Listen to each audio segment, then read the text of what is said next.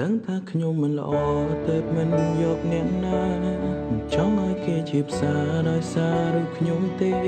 ព្រោះខ្ញុំជាមនុស្សខុសគេ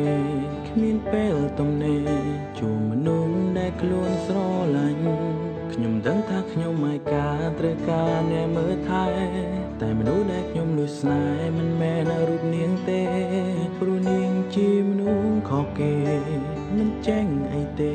ក្រៅពីប្រចានរករឿងយកឈ្នះរៀងខ្លួន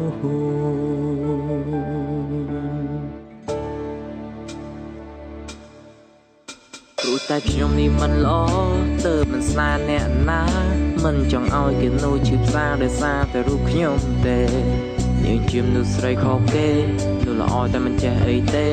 ជាមនុស្សដែលបកកាយរករឿងប៉ុន្តែរករឿងឆ្លោះព្រោះតែនាងខុសគេ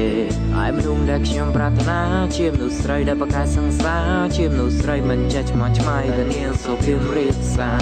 ចេះគោរពចាស់ទុំហើយចេះស្រឡាញ់ម៉ាក់ប៉ាមនុស្សស្រីបែបនេះណាស្រឡាញ់យើងទៅមិនខុសទេ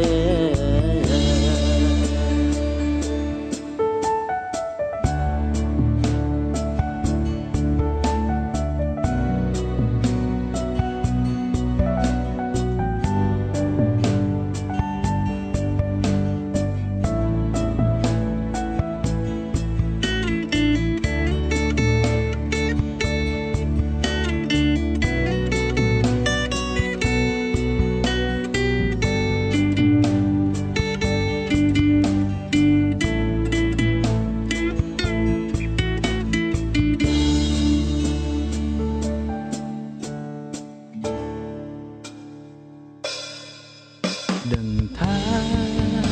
ព្រាមរាមានចិត្តលើអូ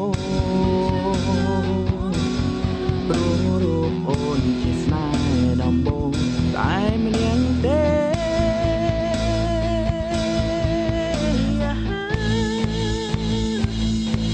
តែមនុស្សដែលខ្ញុំប្រាថ្នាមិនមែន